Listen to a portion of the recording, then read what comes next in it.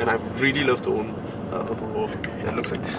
My goodness, so shallow talking about looks. I feel shallow talking about looks in a Volvo. How many people buy cars because of their looks, man? Almost Everybody. all. Yeah. Exactly. Yeah. The look must jive at you first. Yeah, and then yeah. attach yourself to the look. You personify the car. This is me. This is me. People must see me. I'm on the road. Okay, it's going full retard.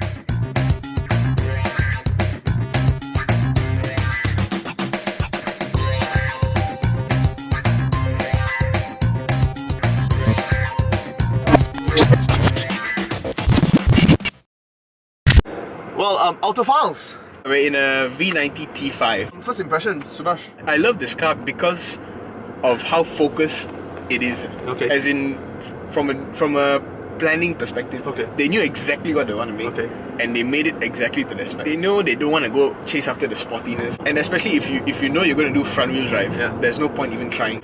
It's not like a dream car to me, but I love the concept of this car. You don't dream about Volvo. You don't dream about Volvo. You wake up and you walk to your Volvo, and that is your life. And you get on with your life and work and whatnot. You go to the clinic, and because you are a doctor.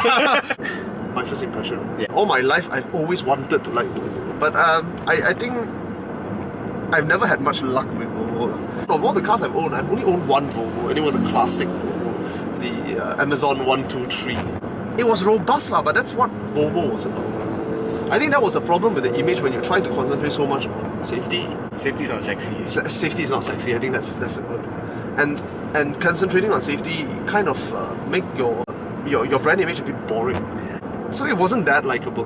But now, when I first saw it, I said, wow, this is amazing. And girls are checking us out. Yeah, constantly, not just girls. Like, when I first came out from the car park with this car, the first people I saw was people in lorries unpacking stuff. Looking at you. And they were like, please go past. Wow. So I thought, okay lah, normal lah, you know. And then I went outside, Chinese uncle in an old Volvo, staring at me. So how can you own this? Like, how dare you own this car? Yeah, and then the next level was the girls. The girls, the two girls in the Mitsubishi were talking about this car, and she was looking again and again. She wanted some of this long. When the car is this long, you know you're thoroughly compensating for something. No, we're not compensating for anything, but we're just test driving the car. Performance. So this engine is a 2-litre. They've only got the 2-litre direct injection turbos in across the entire range now, and they decided this is the only engine we're going to make. You want more power? There's the 2-litre T5 and the T6. And then if you want even more power, there's a T8, which is the 2-litre with the hybrid motor. I quite like this engine. It is competent. Out of nowhere, like you're thinking like, it's not going to be that powerful, and then you just step on it a bit, like, it just lunges I'll forward. show you afterwards. It lunges forward like a Viking on steroids. Momentum. And I don't have to test it to see how fast or how good it handles, because I know if I need to overtake, the power is always there. It makes performance so taken for granted. You don't have to worry about it. You're not thinking about it like sitting in a BMW, the finer details of a performance, does it turn as sharp? It's not important in a Volvo. In the BMW, I feel like because there's so many BMWs on the road, the only way for people to notice you is if you take advantage of the BMW handling and you start to drive like a... It's a mentality of a BMW driver. Yeah, it's true. And an Audi driver now also. But in this V90, I'm taking the corner so fast, and it's so fast. it's a lady somehow. Whereas in this, I don't feel like I need to go fast at all, even though that is what you're doing now. But yeah, it's competent. It's competent, right? It's actually very competent, and it's quite fast. It lunges forward like nobody's business. Engine is smooth. Gear changes are 8-speed.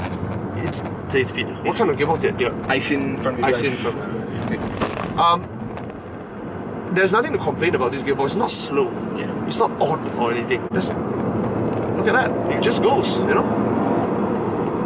There's nothing to complain. The only thing that was a bit, not to say off-putting, but it was a bit alarming, is that when you come into a car in 2017, and especially you're paying 200,000 and upwards for a car, you expect to have a pedal shifter, and they don't have it here, right? When a Honda City at 90,000 has pedal shifter. But it goes back to what you said just now, their focus, right? This is, why do you need a pedal shifter? Uncle doesn't need uncle doesn't need pedal shifter. Okay, but not only uncle, aunties, mothers. And I think the comfort is there. There's nothing not to like about this car. It's a 530 level of performance, and it feels like it, the way it lunges forward.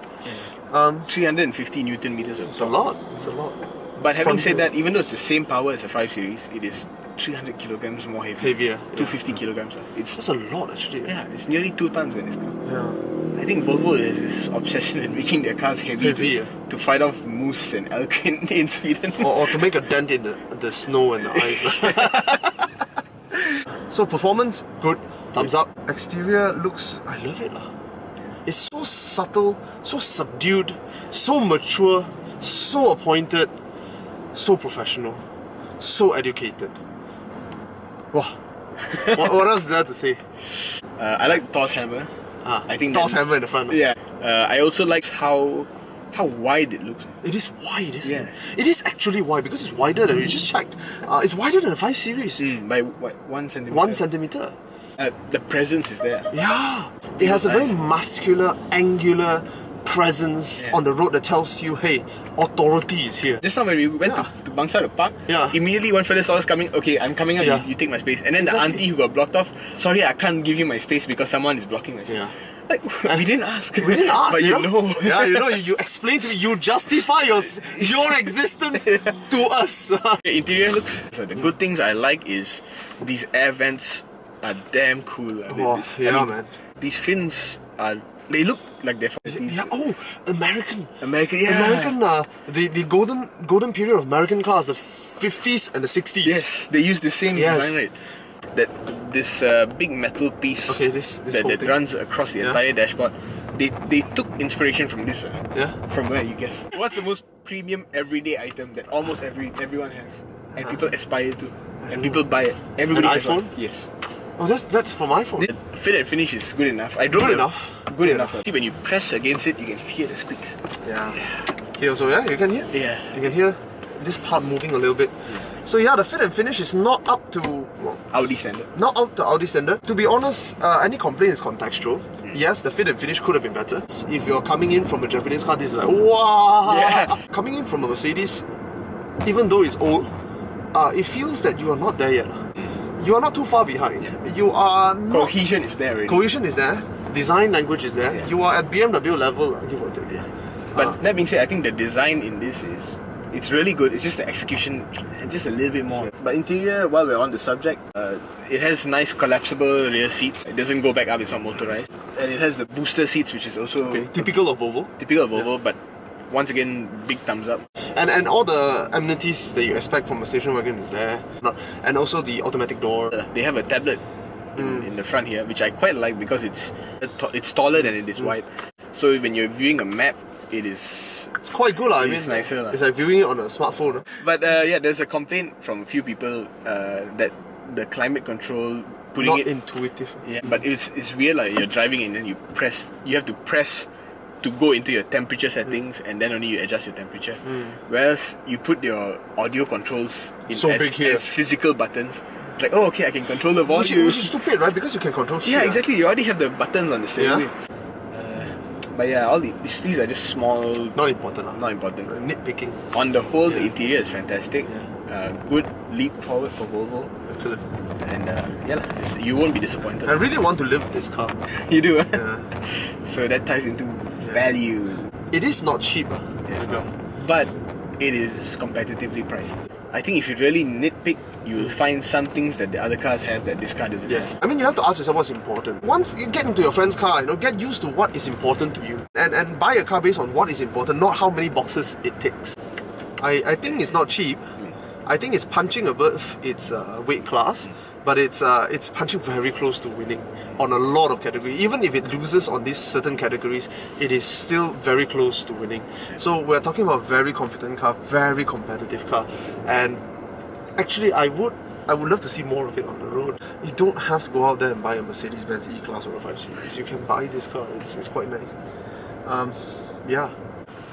Okay, Autophiles signing out of a V90 T5. Nice car. Very nice car. I like it.